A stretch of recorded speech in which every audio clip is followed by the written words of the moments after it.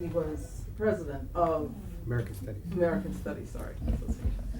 And we came to learn of, actually we read about Michael in an article and had contacted him about the project, and he now serves on our National Advisory Board. He's a professor at Buffalo SUNY and has formed a company called Randforce Associates, and is working currently with us to develop a CD-ROM with our education institute. He's taken 16 of our HistoryMakers and been indexing them in a searchable, database. He's taken to our project and is excited about the stories. In fact, during our planning summit this summer, it was amazing to see the reactions as he sort of, went through and sort of grabbed the stories and brought them out for the public to be exposed to. But I'd like, you to say a few words. Great. Okay, thanks. Well, it's really a privilege to be here. As Juliana said, I sort of got involved originally just as one of her advisory group, but it turned out to be a really good match. I've done a lot of work with oral history over a number of years, both sort of teaching it and advising projects and in my own work. And so for a long time, I've had a sense of the importance of oral history and also some of the dilemmas in working with it. So when you hit a project like this, which is committed to oral history and has just enormous ambitions for what can be done, it seemed really an ideal opportunity to see how some of these things come together. Later, I think maybe we'll get a little bit of a chance over lunch to show you some of the stuff we're doing now. I don't want to talk about that this morning because this is really more a general session that Erin and I are doing on oral history. But as Juliana indicated, I've been working with some new software. It's kind of similar and yet different than the stuff you may have seen yesterday that Howard Wachtler's doing at Carnegie Mellon. And basically it comes out of my long frustration with oral history, the deep, dark secret of oral history. The real deep, dark secret that nobody wants to talk about is in most projects everywhere, nobody does anything with the tapes. We all know that that's where the action is. We all know that that's what we're interested in. Is the videographers know that. You want to watch bodies, you want to watch faces. We all know that everything is not what people say, it's the way they say it. It's in the gestures, it's in the tone of voice. It's like somebody who says, all right, is not somebody who's saying, all right, even though the transcript will get it in one way. And so the real problem has been we've had no way to really work with the voice. And so what we've done is rely on transcripts, turn everything into words, and then search that or index that or edit that, or you saw some of the problems with that in the article you were just talking about. But that's a long way from the stuff. And in fact, in most places, nobody ever gets back to the stuff. They all say, well, it's there. Someday somebody will, the archivists say, well, we're protecting it for the future, but deep down, nobody ever gets to it. And pretty soon the labels fall off the cassettes and they get thrown out. When Columbia was starting at the Columbia Oral, they used to routinely throw out their tapes. Oh, nobody's interested in this. We got the transcripts, so now we can get rid of the tape. So essentially, I'll show later this work that we're doing, and the people at Carnegie Mellon are really, we're all dealing with the same issue from slightly different vantages, that there are now ways that we can, whatever we can do with text, we can now do with voices and video images. We can work with them, we can riff through them, we can index them the way you'd index an encyclopedia or a reference book, and go to things and actually hear it. So I'm going to be showing you the work we're doing on a prototype where we're taking a group of folks and taking their childhood stories. And we hope by next month in Black History Month that school teachers in Chicago will be able to have a disc with 12 or 14 childhoods, people telling stories, and people be able to search across. I want to hear about grandparents. I want to hear about what happened when the food ran out. I want to hear about first experiences with racism or whatever, and be able to go to 6 interviews, click, click, click, and hear people talking about it. And then in the demo we did for her, we just pulled out in 3 minutes 4 different stories where people had some variant of the village to raise a child. Completely different people saying, oh yeah, I'd go out and somebody come up to me and say, boy, who's your mom? She know what you're doing, you're coming with me. Or anybody would spank me, another woman says. You go out there, and then I go home, I get spanked again. So you find these things, and if you can hear them and hear all that stuff, you can really then work with them. So anyway, you'll see a little bit of that. But as for this morning's workshop, and I gather people have different levels of experience with oral history, let me just say a couple of things, and then Erin will go into it in more detail, and we planned this in exhaustive planning of about a minute and a half when we got in, because it wasn't clear I was going to be here when the thing was set up. And then I'll jump in and sort of build on what she's saying with stuff out of my own experience. I generally like to start these things, or to really organize them, by suggesting that you've got a whole series of, I don't know what to call it, not quite a paradox, but things that it's this, but it's also that. Like a series of, it ain't this and it ain't that either, it's somewhere, it's both of them. So we start with the idea that, on the one hand, oral history is a skill. There's lots of stuff that's worth working on. There's lots of stuff that's worth thinking about. There's a lot that you can get out of a workshop like this and some of the readings you have. The more you do it, the more you realize how much every interview, when you listen to it, and one of my quick bits of advice is always, immediately after doing an interview, listen to it and debrief yourself. And really notice all those moments where, you missed an opportunity, or the follow-up wasn't there, or somebody wanted to say a little bit more and you didn't. You're not going to remember those 2 days later. You're not going to even remember them a week later if you hear the tape. But you'll remember it if you listen to that tape right after and take some real notes of what those moments are. So there's lots, on this side of the thing, there's lots of stuff that is worth really working on. On the other hand, there's a lot of this hand and other hand, I guess. The two hand, what do we do if we didn't have two hands? If we had three hands, our whole world would be organized differently. Well, there are three aspects to every problem. On this hand, the middle, but we've got two. So on one hand and the other. On the other hand, it's always important to remember, and this is especially obvious, I think, in dealing with the African American community where oral tradition has been so important. There's nothing magic about this. People have, oral history. I remember hearing Bernice Reagan give a long talk. For her, oral history was not what we do, it's what they do. Oral history is the history that is passed on orally. People were doing it before there were tape recorders or video cameras. People do it naturally all over the world. People do it in their own lives. People do it in their own families all the time. And so talking to people about history, getting them to tell stories, is not magic. It depends mostly on human skills that we also can get better at, but they're not academic, they're not training. It has to do with what kind of person you are, what we all know. Some people listen, some people never listen. Doesn't matter whether they're doing an interview or they're just not listening. They're just waiting to make their next statement. Other people are listening all the time. So there's a lot of it that is, and I think anybody beginning in oral history or even should always remember, this is not a methodology. It's part of being a human being. Part of being a good human being is to learn to look other people in the eye, to hear what they're saying, to make them feel comfortable talk, make them like you and want to talk to you. These are human skills. They're grounded in who we are as people, what kind of respect we have for the people we're talking to, a lot of stuff that doesn't have to do with oral history. It has to do with, I think, just being there and realizing that we're trying to mobilize in a somewhat artificial interview situation skills that in a healthier society we'd all be much better at. There's lots of talk about how kids don't talk to grandparents and people don't talk to each other. Everybody's too busy. We're probably not as good as this as our parents were and our grandparents in any community.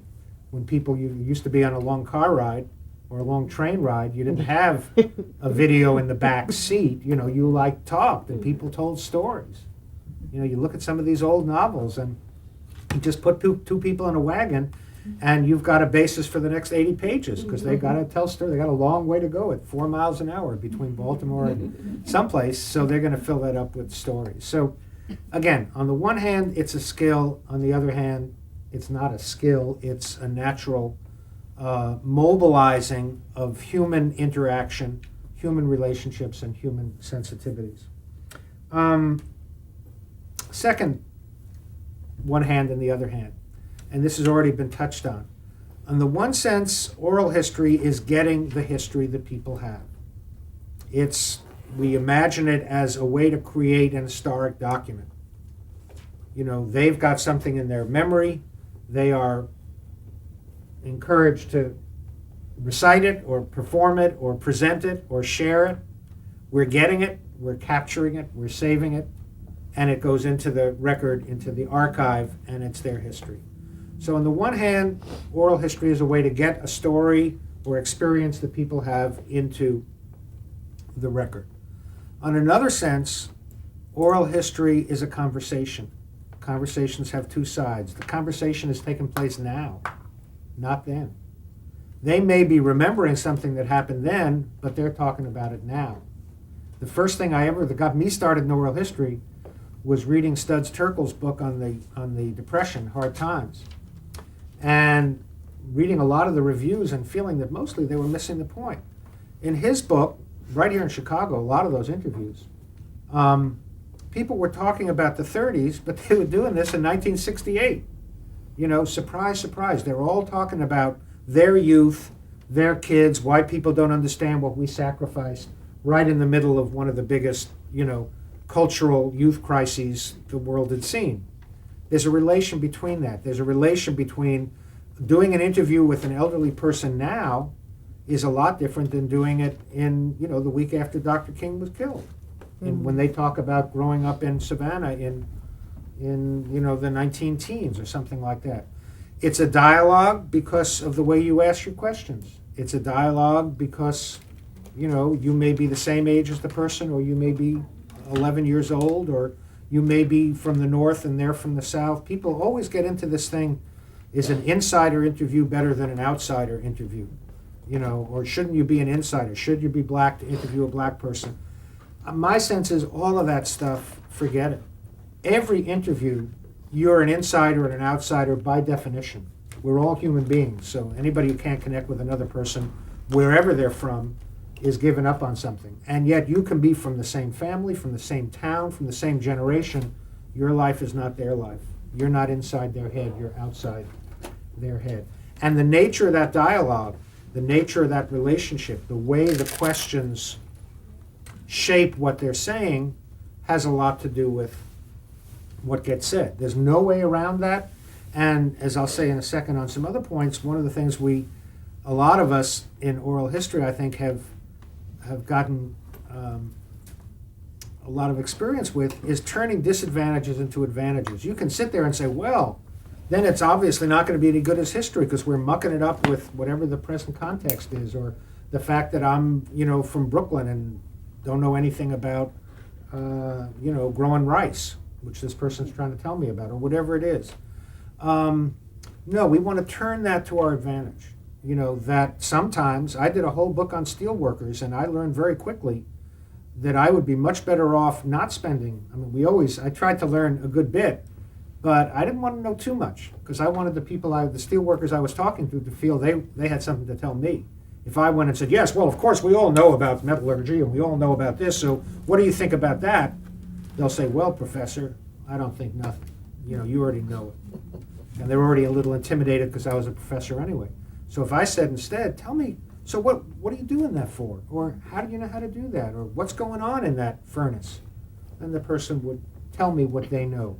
So there are lots of ways in which this sense that the dialogue, who you are, what experience you have, what's shared and not shared, that's a resource for you.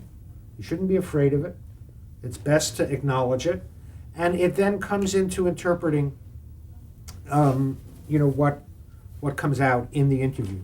Sometimes you look at that interview and you'll see, anybody will see, they're trying to be polite, but they're sort of trying to talk around this line of questioning because it's not something that they're connecting to. Or sometimes you'll really see the moments where they open right up, or there's something on their mind coming out of current events after 9/11. For example, you're going to get some different stories about violence, let's say, or terror or fear than you might have gotten before 9/11, because now everybody understands something that maybe before people might have felt if they're talking about lynching, growing up in a town where there was lynching. That might come out differently now that everybody has had some sense of what it means, to walk down the street and feel vulnerable in a different sense than they might have been used to. So, again, a second, this hand and other hand, is this idea that you've got historical stuff that people are contributing, but you've also got a living dialogue taking place in the present. And that's both a problem, and yet if you work with it, and we'll talk about lots of ways of doing that, it's actually a resource in planning an interview, in managing it as it's going by, and so forth. It's really important, I found, not to say, gee, if only I'm really good, this won't be an issue. They'll trust me completely. It'll be like I'm inside their head. No, you're not inside their head. They're inside their head. Their memories are in there. They are talking about them to you. And their sense of who you are, why we're here, why I'm talking, and so forth, becomes part of that.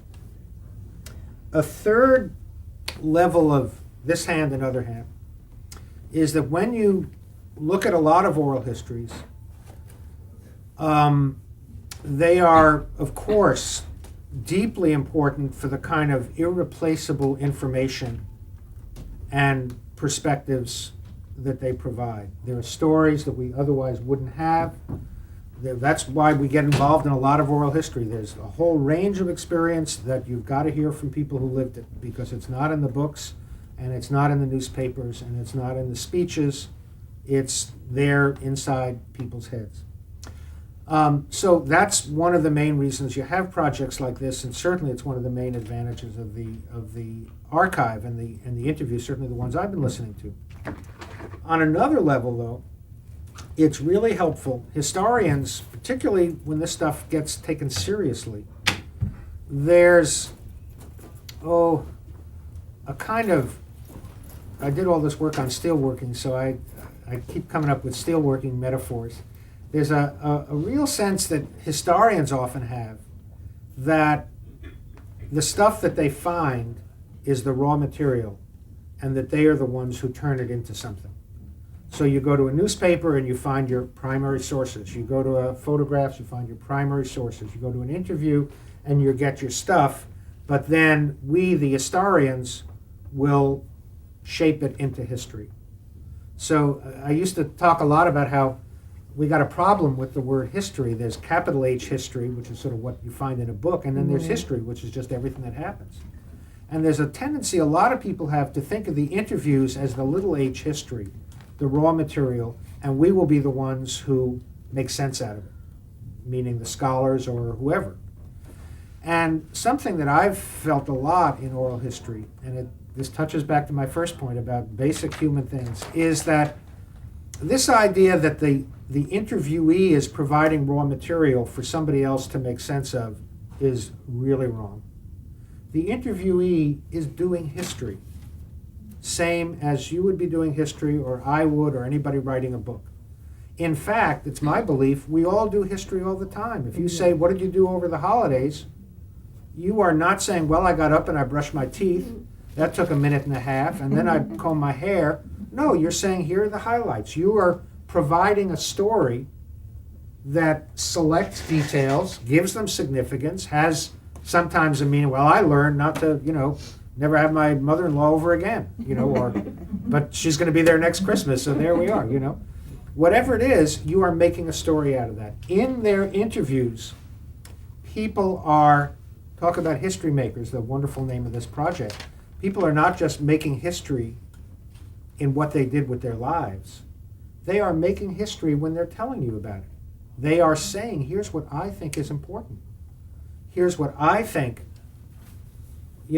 growing up in the South was all about. Here's what I think really made me survive under these circumstances, or whatever it is. Even in what they select to talk about. A lot of, as you've seen, and I'm sure you'll be spending a lot of time, the open-ended question, people can say whatever they want.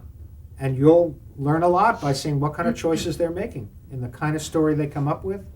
Is it a story with a moral? Is it a story that is trying to get at some emotional texture? Is it a story that's just trying to justify, why they are what they are, or whatever? But in an interview, and in an interview as it's happening, in live time, you really, and that touches back to my second point, that dialogue is a dialogue about history. Both of the people on both sides of the microphone are in a way talking about how to make sense of this little h. I mean, this, everything that happened. Like King Midas, if everything is gold, then nothing is gold. Everything you touch is history, then nothing is history. If we didn't have the ability to say some things are more important than others, you couldn't get through the day. You couldn't talk about, that doing the exercise with Juliana was more important than brushing your teeth. Not for your teeth maybe, but for everything else. So that sense that as you study interviews and as you learn and get more experience actually doing them, to respect the fact and to listen for the fact that people are not just providing raw material. You are not just miners intaking stuff. You are in a living conversation about the meaning of experience with people who have something to say. And I find it matters an awful lot if you get that in your core. A lot of people go into this, I think it's less likely here than in some other projects I've seen, but there's often that sense, certainly with academics. I'm the expert. My forming experience, I got to tell you this story. Very early on, I was asked to review a wonderful project, actually. They had an NEH grant and they were up for renewal, called Living Atlanta. Do you know that, Aaron? Mm-hmm. It's about race relations in the South. A series of radio shows, originally half hour. They've done lots of different things with it. I think it became a book and so on. But this stage they were doing these radio shows. And it was really great, and the team went down and we listened to a lot of stuff. But the one that stuck in my mind as a way to move them to the next level, they had this one program, half an hour, about blacks and whites on the railroads, workers on the railroads. And 15 minutes they had in a room like that, they had 3 or 4 people who'd been working on the railroad, and they had a discussion. And then the next 15 minutes was 3 or 4 experts, scholars on the history of railroading in the South or whatever, and they had a discussion about what the first group of people had said. And it was like so obvious, and yet it's the kind of thing that at that point, it's a little less difficult now, but it just wouldn't have occurred to people as, gee, wouldn't it have been more interesting to have those people talk to each other? Instead you could almost feel after 15 minutes, thank you very much, out this door, and then the other people came in and sat down in the still warm seats in order to tell us how to make sense of the raw material that the first group, as I've learned, I knew a lot that the steel workers I interviewed didn't know. They knew a lot that I didn't know. We had some great conversations in this book I did of interviews with people who had worked in the steel mills and then lost their jobs when the mills closed, called Portraits in Steel, still available on Amazon.com. A lot of what is valuable in that came out of that sense of dialogue, of how they made sense of things and what kind of perspective I brought and how much we could bring that together. So this idea that you've got history making, meaning people are making a historical story. They're not just telling you an anecdote. They're not just supplying some facts. They are making history in the sense of saying, here is what's important, here's what I want you to remember about this, whether they use those words or not. And that becomes a dimension that you really want to try to work with, respect, and leverage. Finally, the fourth of these, on the one hand, on the other, is the whole issue of memory. Again, these are all obviously interconnected. People are talking now. They may or may not remember accurately everything that happened a long time ago, particularly if it's become part of a story that somebody once said, the stories we often tell are like smooth stones. They've been in somebody's hand for they've been passed around the circle a lot. So the detail, we all, I think if you reach into your self-critical past, we all have done this. There's that story of whatever it is, and by the 10th time you've told it, you don't even remember what really happened. It's become your story about falling in love, or your story about so-and-so. And a lot of times the details, because, hey, you're performing a story, and it'd be a little sexier if this happened, and so I'll put it on. And suddenly you can and after a while, that's the way you remember it. The psychologists have done really interesting studies of this. And what they find is there is no such thing as memory. It's not some file in your brain, once it's changed, people are as truthful. They'll pass lie detector tests. They'll do this people who work with juries, they find this all the time. Oh yeah, it was a red Volvo. Well, it wasn't. There's the film, but somehow they've got it in their head. Eyewitness testimony. I'll never forget that face, and somebody's in jail for 28 years because a rape victim would never forget that face. Well, in a way, she's not forgetting the face, but maybe something's happened because of the suggestion at the, with the mug books or whatever, and that is the face that she now remembers. But in fact, it wasn't necessarily accurate. So there's lots of issues about memory. A huge disadvantage for oral history if all we're concerned about is facts. It's very important to know when the facts are wrong, which is why you've got to do your background information. But that doesn't mean that the stuff that's being provided isn't important for two reasons. One is, again, people are talking about what's important to them. So if you don't worry so much at every point, there are some points at which you have to, but if you don't worry at every minute about, did this really happen that way, and you ask yourself more, why do they keep telling me that story or that kind of story? What's the theme here? What's the real subtext or the message that they're trying to get across? You may end up with a deeper insight into what they're really saying. So many of us, and I'm one of a group of people who I think really pushed a lot in oral history, to take memory seriously. It's also worthy of respect. Memory is social. We remember things in certain ways because of the community, because of other things that are happening. Memories get shaped collectively. So it's not that fact doesn't matter, but fact exists in a kind of tension with the way we live with facts.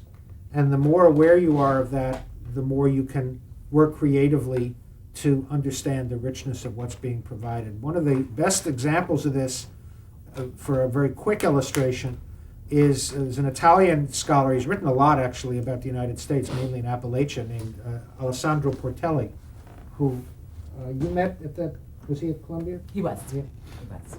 And in his stuff is really wonderful. If you're interested in oral history, it should be on your reading list for sure. But the quick example that gets this the most, he has a book of essays called The Death of Luigi Trastulli and Other Stories. And the lead story is about, in this steel town near Rome, where he grew up and that he's written this history of, everybody tells the story of Luigi Trastulli killed by the cops during the strike of 1949, right there on that bridge. Same story, almost the same detail, all the time. And as he found, as he did his research, that Luigi Trastulli was killed by the cops on that bridge, but not during the strike of 1949. Instead, it was on some peripheral anti-nuclear disarmament demonstration that had no connection to the community in 1954. But somehow, that fact has got moved to another place. And in this essay, he sort of said, well, you can do two things. You could throw it out and say, well, they're all wrong. That shows how you shouldn't do oral history because people are dopes. And you can't trust them, and memory's unreliable. Look at this, one person after another, screwing up the record.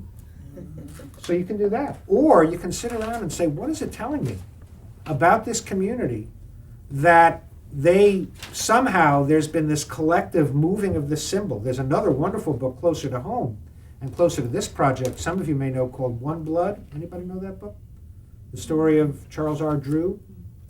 I know the story. Huh? I know the story. You know the story. Dr. Charles R. Drew, the inventor of blood plasma, killed in an auto accident traveling through the South, driving from Washington to Atlanta, I think, all night, falling asleep at the wheel. And according to the story, dying because he was not admitted to the hospital. And bleeding on the front steps because he was black. And it turns out not to be true at all. You know, I mean, he was admitted to the hospital, he was far gone, and he died. It's on tape back here. His daughter told us a story. Yeah. Charlene Drew Jarvis, she said that is not true. She said he died in an accident. He did not bleeding to death because they couldn't get him to a black hospital to get a transfusion. In fact, he was recognized, he was very well known, and in fact, he was so light-skinned that if they hadn't known who he was, they would have admitted him because they thought he was white. But in any event, I didn't. but in the wonderful book about that by a woman named Spency Love from North Carolina, what she found, I mean, she could interpret that and say, well, but we all know, you know, Bessie Smith, there's a deeper truth there. There was just something so juicy about this symbol, and there was a great tragedy of his loss, that the inventor of the blood bank is dying, you know, and in fact, his scientific career was based on the idea not just of inventing the blood bank, but that there is no such thing as racial blood. I mean, we keep talking about a drop of blood. Blood is not racial. We all have the same blood. Everybody. Whatever race means, it ain't in the blood. Maybe in the DNA, if that, but